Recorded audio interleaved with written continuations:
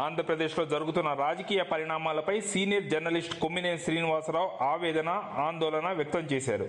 ఒక ఛానల్కి ఇచ్చిన ఇంటర్వ్యూలో చంద్రబాబు పాలనపై తీవ్ర విమర్శలు చేశారు. ప్రతిపక్షాన్ని టార్గెట్ చేస్తున్న ఐఏఎస్, పోలీస్ సంఘం తీరును తప్పుబట్టారు. నీతి, న్యాయం, ధర్మం వంటివన్నీ వదిలేసి చంద్రబాబు పాలన సాగిస్తున్నారని ఆయన విమర్శించారు.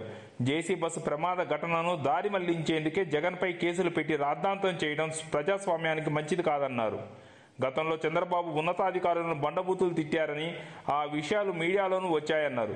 తప్పులు చేస్తే జైలుకు వెళ్తారని జగన్ చేసిన వ్యాఖ్యను పట్టుకొని బస్సు ప్రమాద ఘటనను తెరమరుగు చేసేందుకు ప్రయత్నిస్తున్నారని ఆయన అన్నారు. రోజాపై పోలీసుల సంఘం విమర్శలను కొమ్మినేని తప్పుపట్టారు. తమది పెద్ద సంఘం అని చెబుతున్న పోలీసు సంఘం నేతలు గోదావరి పుష్కరాల్లో 29 మంది చనిపోయినప్పుడు దానంతటికీ కారణం పోలీసుల వైఫల్యమేనని చంద్రబాబు అన్నప్పుడు ఒక్క పోలీసు అధికారి కూడా ఎందుకు ఖండించలేదని ప్రశ్నించారు. అసలు ఒకే చోట 29 మంది చనిపోతే కనీసం కేసు కూడా నమోదు చేయకపోవడం ప్రపంచంలో ఎక్కడైనా ఉంటుందా అని ఆయన నిలదీశారు. ఇదే జేసీ ట్రావెల్స్ బస్సు పాలెం వద్ద ప్రమాదానికి గురైతే చంద్రబాబు ఎంత హంగామా చేశారో అందరికీ గుర్తుందన్నారు.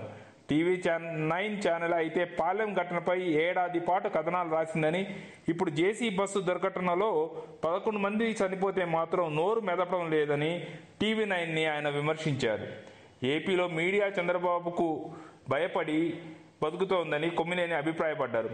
ఎదుటివారి క్యారెక్టర్ను చంపేయడంలో చంద్రబాబును మించిన వారు ఈ దేశంలో మరొకరు లేరని కొమ్మినేని అభిప్రాయపడ్డారు. తన మాట వినకపోతే ఎవరినైనా బురద జల్లేందుకు చంద్రబాబు వెనకాడుగు వేయరని ఆయన చెప్పారు.